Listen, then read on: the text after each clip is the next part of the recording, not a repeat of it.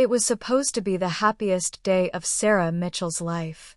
The 27-year-old schoolteacher had just gotten engaged. Her wedding was only 6 weeks away. Everyone in the quiet town of Ashwood knew Sarah as the woman who never missed a chance to help others. Then, on a rainy Tuesday evening, she disappeared. Her car was found abandoned outside Riverside Mall with the driver's door slightly open. Her purse was still inside. Her phone had been switched off, and there wasn't a single witness. The police immediately suspected kidnapping. Detective Daniel Brooks, a veteran investigator with 20 years of experience, arrived at the scene just before midnight. He looked around carefully. No signs of struggle. No blood. No fingerprints except Sarah's. It was as if she had simply vanished into thin air. For the next 3 days, investigators questioned family members, friends, co-workers, and even complete strangers. Everyone had an alibi. Everyone seemed innocent. The town slowly began losing hope. News channels covered Sarah's disappearance every hour. Social media exploded with theories. Some blamed her fiancé. Others believed she had run away. But Detective Brooks wasn't convinced. He believed someone had made one tiny mistake.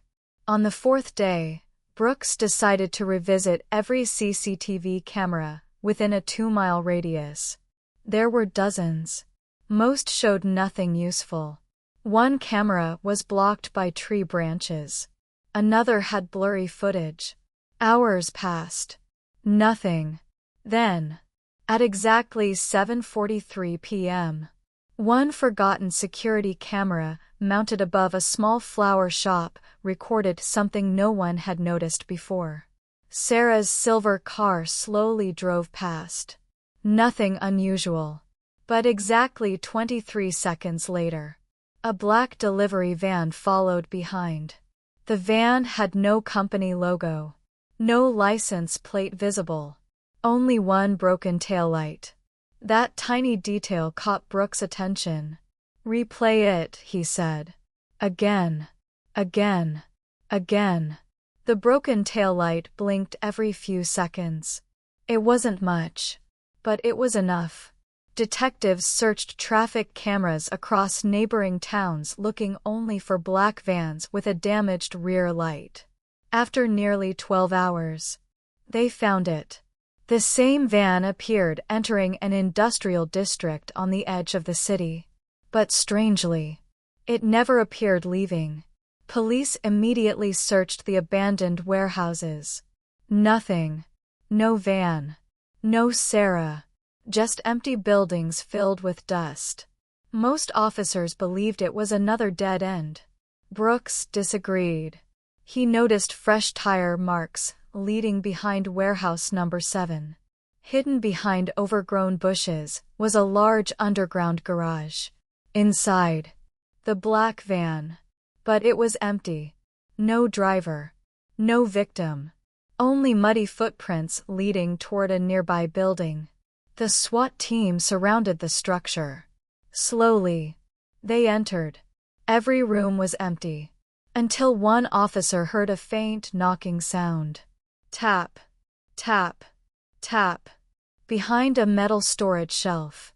The shelf was moved aside. A hidden steel door appeared. Locked from the outside. Officers forced it open.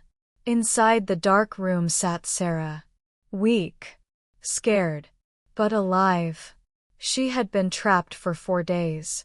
The entire rescue operation lasted less than 4 minutes. Sarah was immediately taken to the hospital. Everyone celebrated. But Detective Brooks wasn't smiling. Someone had prepared this hideout carefully. This wasn't random. Someone close to Sarah knew her routine. The investigation now focused on motive. Sarah eventually remembered hearing 2 kidnappers arguing. One repeatedly called the other boss. That meant someone else was in charge. Police examined financial records. Nothing unusual. Phone records. Nothing. Emails. Nothing. Then Brooks noticed something odd. 3 weeks before Sarah disappeared, someone had tried accessing her late grandfather's property documents stored at the local courthouse. The request had been denied. Why would anyone want those files? The answer shocked everyone. Sarah had secretly inherited land outside Ashwood from her grandfather. She never cared about it. She thought it was worthless farmland. But recently, a major construction company had announced plans to build a new highway directly through that land. Its value had increased from $20,000 to nearly $6 million. Someone wanted Sarah to disappear long enough to forge ownership documents. Investigators checked who had recently searched those property records.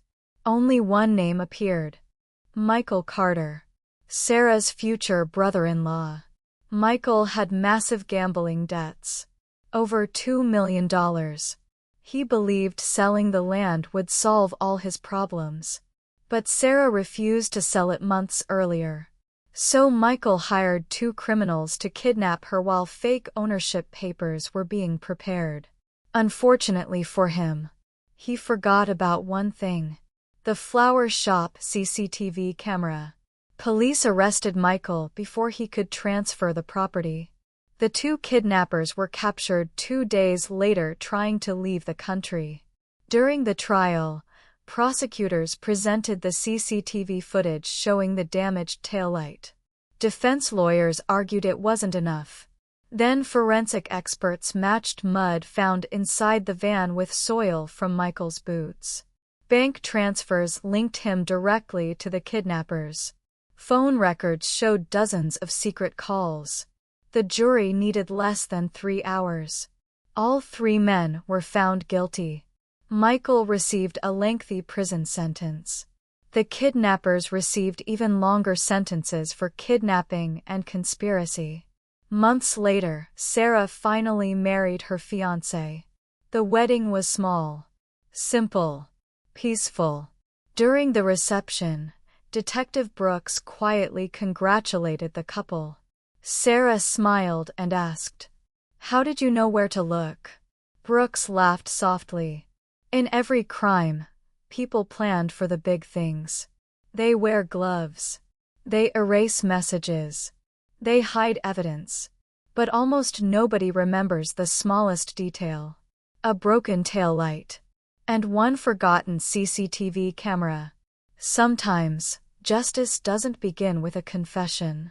Sometimes, it begins with a single frame of video that everyone else overlooked."